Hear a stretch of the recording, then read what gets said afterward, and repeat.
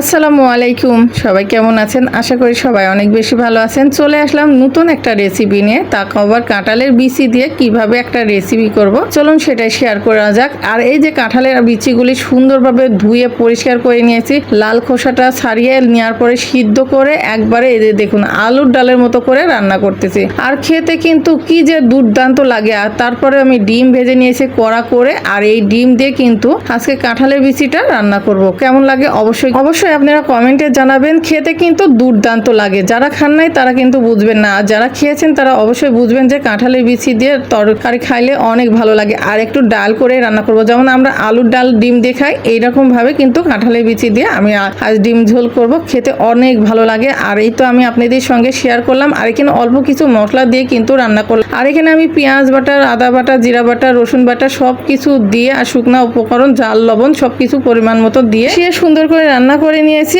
আর last ফিনিশিংয়ে এখানেও কিন্তু বাগার দিচ্ছি রসুন, আর এখানে দুইটা শুকনা মরিচ চিড়ে দিয়েছি, আর একটু পাঁচফোড়ন দিয়ে এই তো হালকা বাদামি কালার করে নিয়েছি। দেখতে পাচ্ছেন কি সুন্দর একটা কালার এসেছে, আর সুন্দর ফ্লেভারও এসেছে, খেতে অনেক ভালো লাগে। এখন কিন্তু আমি বাগারটা দিয়ে দেবো। বাগার দেওয়ার সঙ্গে সঙ্গে আমি ঢেকে দেবো। আর এই তো বাগারটা দেওয়ার সঙ্গে সঙ্গে ঢেকে দিলে তাহলে ফ্লেভারটা সুন্দর তরকারির মধ্যে বসে যাবে। আর এই তো ডিম দিয়ে দিয়েছি, আর এদের মধ্যে কিন্তু এখন কিন্তু এই যে বাগারটা দিয়ে দিলাম, অনেক সুন্দর একটা ফ্লেভার আসবে। আর এই তো ঢেকে দিলাম, আর খেতে দুর্দান্ত লাগে। আপনারা একবার হলে বাসায় ট্রাই করে দেখতে পারেন। যারা কাঁঠালের বিচির তরকারি পছন্দ করেন তারা খেয়ে দেখতে পারেন। আমার ঘরে তো আমার ছেলে মেয়ে, আপনাদের ভাইয়া, আমি তো খুবই পছন্দ করি। এই তো আজকে আমাদের মেনু এটা ছিল রাত্রের, আমরা আপনাদের সঙ্গে শেয়ার করে ফেললাম। কেমন লেগেছে অবশ্যই কমেন্টে জানাবেন। আর দেখুন তো দেখতে কত সুন্দর, দুর্দান্ত লাগছে না? খেতেও কিন্তু দুর্দান্ত হয়েছিল। আর এই তো মাশাল্লাহ বলতে কিন্তু কেউ ভুলবেন না, অবশ্যই মাশাল্লাহ বলবেন। খেতে অনেক সুন্দর ইয়ামি একটা হয়েছিল, খেতে দুর্দান্ত হয়েছিল। যাই হোক, এই তো রেসিপিটা আপনাদের সঙ্গে শেয়ার করলাম। আপনাদের ভালো লাগলে অবশ্যই কিন্তু এটা বাসায় ট্রাই করে দেখতে পারেন,